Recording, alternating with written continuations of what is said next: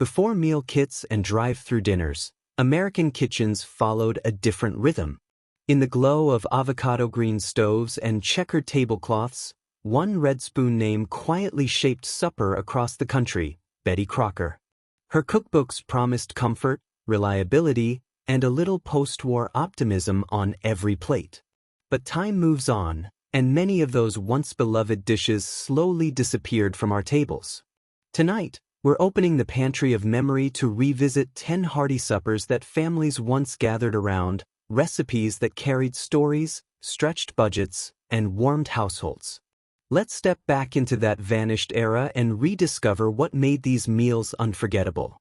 They called it elegant, but it was born from leftovers. In the 1950s, when dinner parties meant polished silver and folded napkins, chicken à la king quietly ruled the American table. Featured proudly in mid-century editions of Betty Crocker Picture Cookbook, it promised sophistication without extravagance. At its heart, this dish was practical.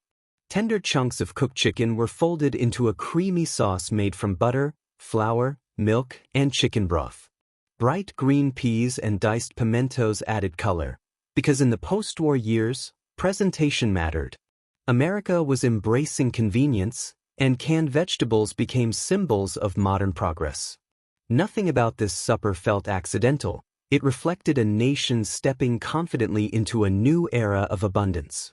Often served over crisp toast points, fluffy rice, or delicate puff pastry shells, chicken à la king transformed simple pantry staples into something that felt company-worthy.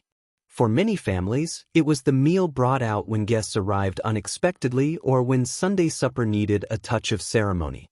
The aroma of butter and warm cream filling the kitchen signaled comfort and quiet pride. Yet beneath its polished surface was thrift. Leftover roast chicken from the previous evening found new life here. Waste was avoided. Stretching ingredients was still a habit shaped by memories of the Depression and wartime rationing. Today, its creamy richness feels almost too indulgent for modern tastes obsessed with lighter fare.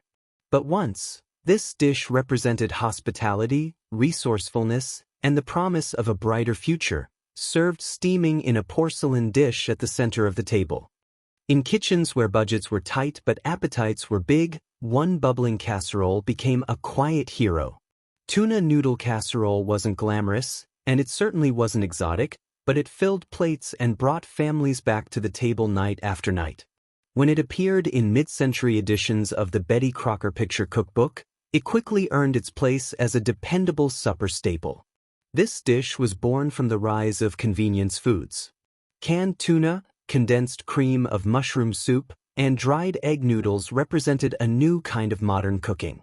Post-war America embraced these shelf-stable ingredients as symbols of progress. Homemakers could prepare a hot, satisfying dinner without hours of labor. Everything mixed together in a single baking dish. No fuss, no waste. Peas or celery added a bit of color and texture. A scattering of crushed potato chips or buttered breadcrumbs on top gave it that unmistakable golden crunch. When it came out of the oven, edges bubbling and center steaming, it carried the comforting scent of thrift and ingenuity. For many families, tuna noodle casserole was more than a recipe. It was the meal served after long workdays, during church potlucks, or on evenings when payday still felt far away. It stretched a single can of tuna to feed 4 or 5 people, proving that creativity in the kitchen mattered more than extravagance. Today, it's often dismissed as plain or outdated. But once, this humble casserole symbolized reliability. It reflected an era when convenience met caution, and when a simple mixture of pantry staples could mean security, warmth, and a full table at the end of the day. Before tender cuts of beef became supermarket standards, tougher meat demanded patience. That patience gave rise to a supper once found in nearly every American kitchen: Swiss steak. Its name sounded European, almost refined, yet it was deeply rooted in practical home cooking. When it appeared in editions of the Betty Crocker Picture Cookbook, it promised something important to post-war families: economy without sacrifice. Swiss steak didn't begin with premium cuts. It relied on round steak, often inexpensive and stubbornly firm. The magic came from Swissing, a method of pounding and tenderizing the meat before slow cooking it in a rich tomato-based gravy. Onions, green peppers, and sometimes carrots simmered alongside it, softening into a savory sauce that soaked deep into every fiber. The process took time. This wasn't a rushed meal. It simmered gently on stovetops for hours, filling homes with the scent of tomatoes and beef. By supper time, what began as a tough cut transformed into fork-tender slices bathed in thick, comforting gravy. For families shaped by the memories of the Great Depression and wartime rationing, Swiss steak represented skill. It proved that knowledge in the kitchen could elevate humble ingredients. Nothing was wasted. Even the toughest cuts had value when handled with care. Often served with mashed potatoes or buttered egg noodles, it was the kind of meal that demanded sitting down together. Plates were wiped clean with bread to catch every drop of sauce. Today, slow braising feels like a lost art in fast-moving kitchens. But once, Swiss steak stood as a reminder that time itself was an ingredient, one that turned thrift into comfort and patience into something deeply satisfying. There was a time when a single can from the pantry could shape an entire supper. Salmon patties, sometimes called salmon croquettes, were proof that even the simplest ingredients could anchor a family meal. In the pages of the Betty Crocker picture cookbook, they appeared as practical, dependable, and proudly economical. Canned salmon had long been a staple in American homes, especially during and after the Depression. It was affordable, shelf-stable, and packed with protein. Nothing went to waste. The fish was flaked into a bowl, mixed with breadcrumbs or crushed crackers, bound together with egg, and seasoned modestly with onion, salt, and pepper. Some cooks even folded in the soft bones for added nutrition, quiet evidence of a generation that understood thrift intimately. Shaped into small round patties and pan-fried in a cast-iron skillet, they developed a crisp, golden crust while remaining tender inside. The sizzle in hot oil was a familiar sound in mid-century kitchens. Often served with creamed peas, mashed potatoes, or a simple white sauce, salmon patties turned modest pantry staples into something satisfying and warm. For many families, this wasn't just dinner, it was survival transformed into comfort. It stretched food budgets without feeling like compromise. It carried echoes of wartime ration books and careful grocery lists, yet it also symbolized resilience. Mothers could place a full platter on the table and know it would feed everyone. Today, fresh fillets and elaborate seafood dishes dominate menus. But once, these humble patties held their place with quiet dignity. They remind us that resourcefulness wasn't merely a skill, it was a way of life, crisp to golden perfection in a simple skillet. It looked like meatloaf at first glance, but one slice revealed something sweeter, something unexpected. Ham loaf was the kind of supper that blurred the line between savory and celebration. When it appeared in the Betty Crocker picture cookbook, it reflected a uniquely mid-century love for creative comfort food. Ground ham, often mixed with pork or beef, formed the base. Breadcrumbs and eggs held it together, while milk kept it tender. But what truly defined ham loaf was its glaze. Brown sugar, vinegar, mustard, and sometimes crushed pineapple baked into a glossy topping that caramelized in the oven. As it cooked, the sweet and savory aroma drifted through the house, promising something just a little different from ordinary weeknight fare. This dish often appeared after holidays, when leftover baked ham needed reinvention. Rather than serving the same slices again, thrifty cooks transformed scraps into something new. Waste was unacceptable. Reinvention was admired. Ham loaf embodied that mindset perfectly.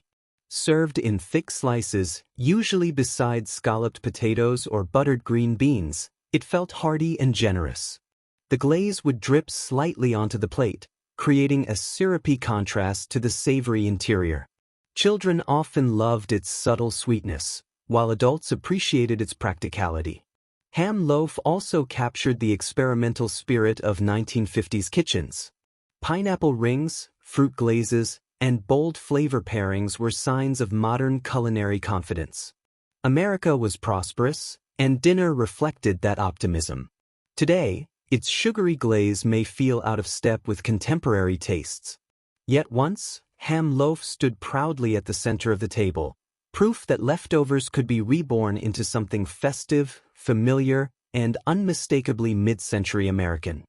It arrived with a foreign-sounding name and a promise of elegance, yet its American version was built for weeknight practicality.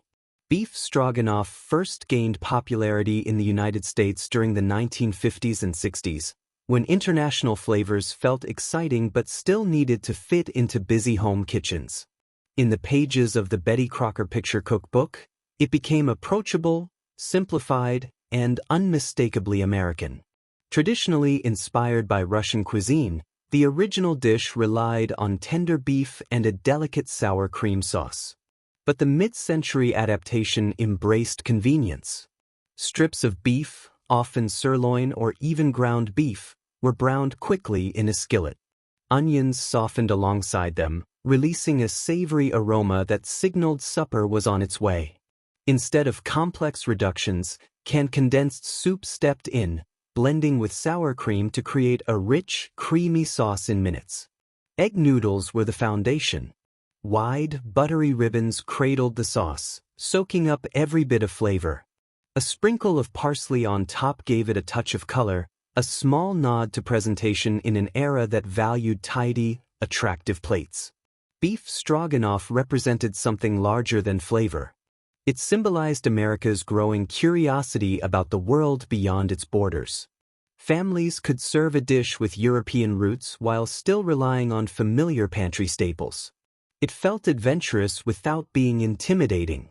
For many households, this supper marked a shift toward faster cooking methods without sacrificing warmth. It was creamy, comforting, and just exotic enough to feel special. Today, authentic global recipes are widely accessible. But once, this streamlined stroganoff stood at the crossroads of tradition and convenience, a creamy reminder of a time when the world felt closer, one skillet at a time. It was the kind of dish that made vegetables feel luxurious. Chicken divan arrived at American tables with a name that sounded refined, almost theatrical. Though its roots trace back to the Divan Parisian restaurant in New York, it was through the pages of the Betty Crocker picture cookbook that it found a permanent place in suburban kitchens. At its core, chicken divan was simple, tender pieces of cooked chicken layered over bright green broccoli florets. But what transformed it into a supper centerpiece was the sauce. A creamy mixture, often built from condensed soup, mayonnaise, milk, and sharp cheddar, was poured generously over the top. Everything baked together until bubbling, the edges turning golden and slightly crisp. Broccoli, once considered an unfamiliar vegetable to many Americans, gained popularity during the 1950s and 60s. In chicken divan, it wasn't an afterthought.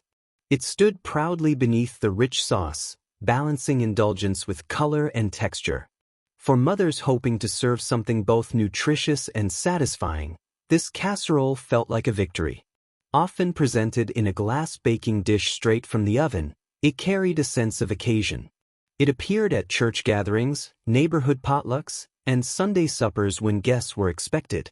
The aroma of melted cheese and roasted broccoli filled the house, signaling that dinner was more than routine. Chicken divan reflected the optimism of post-war America.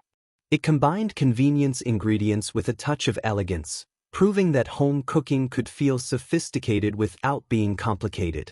Today, lighter meals and quick stovetop dishes dominate weeknights.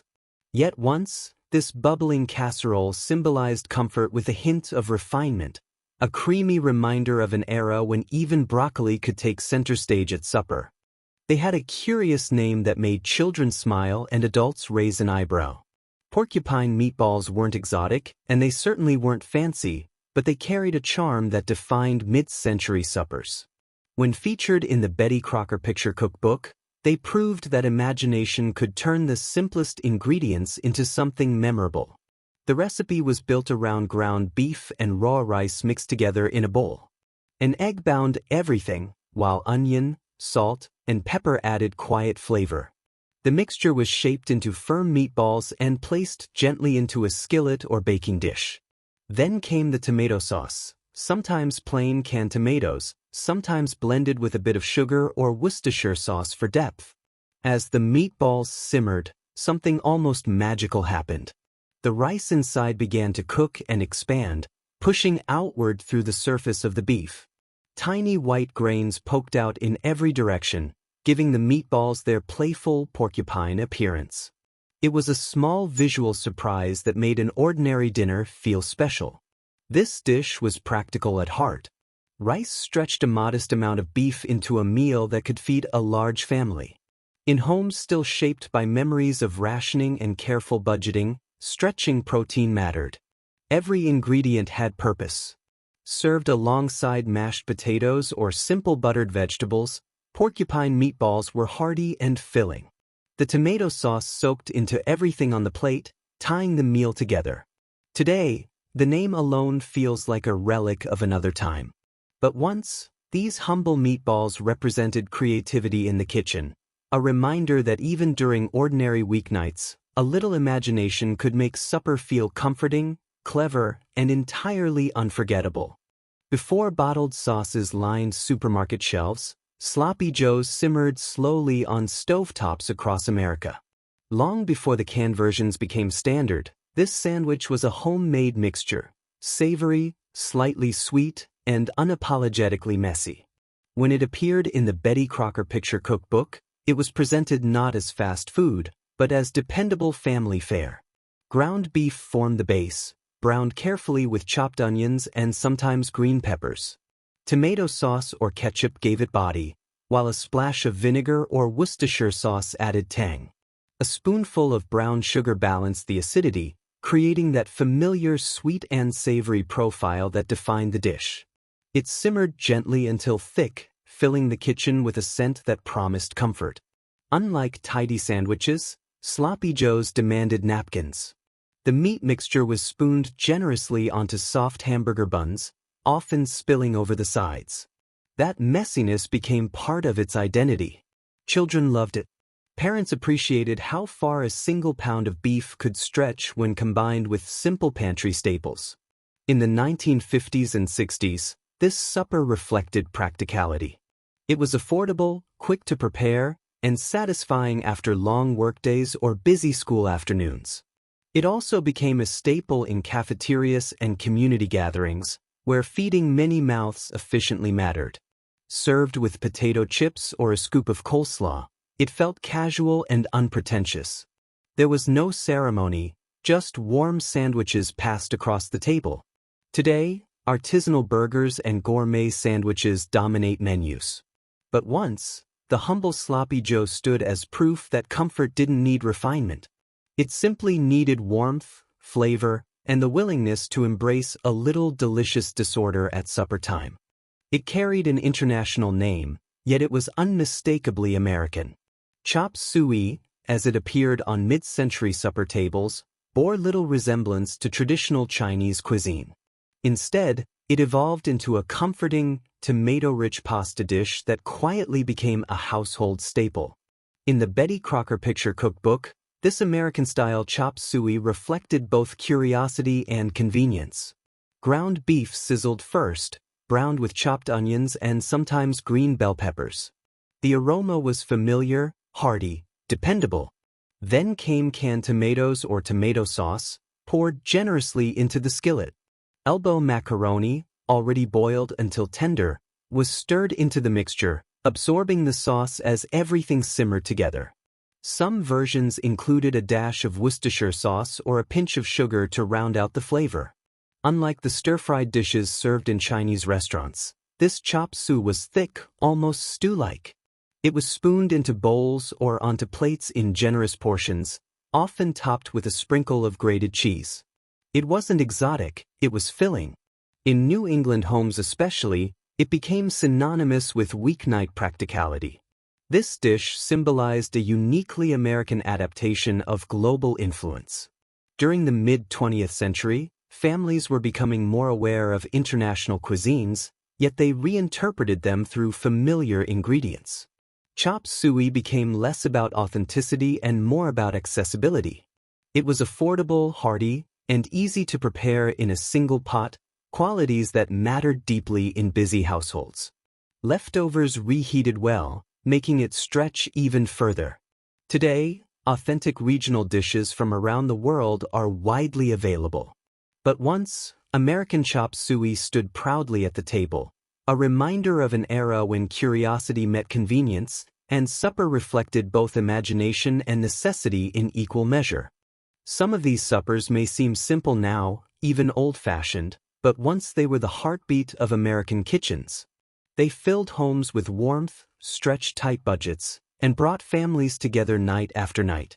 Recipes like these weren't just instructions on a page, they were traditions passed across generations, shaped by resilience and hope. If tonight's journey stirred a memory or reminded you of a dish long forgotten, share it below. And if you love uncovering the meals time left behind, subscribe to America's Lost Recipes, where every plate tells a story waiting to be tasted again.